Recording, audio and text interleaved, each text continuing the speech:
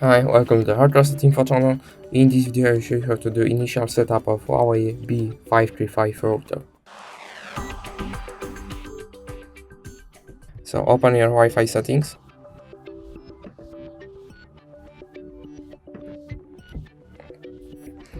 and on back of your router you will find the label with Wi-Fi name and the Wi-Fi password, so connect to it, then click OK.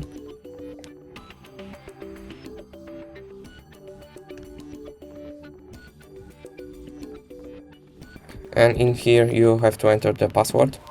For default it is admin, and then click login and scroll down and next, agree,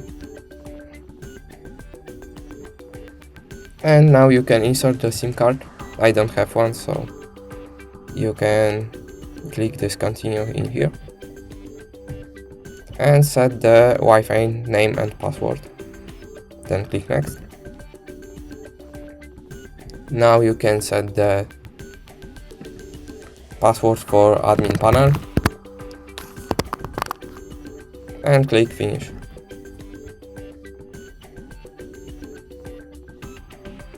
And that's it for the video. Thanks for watching. Bye.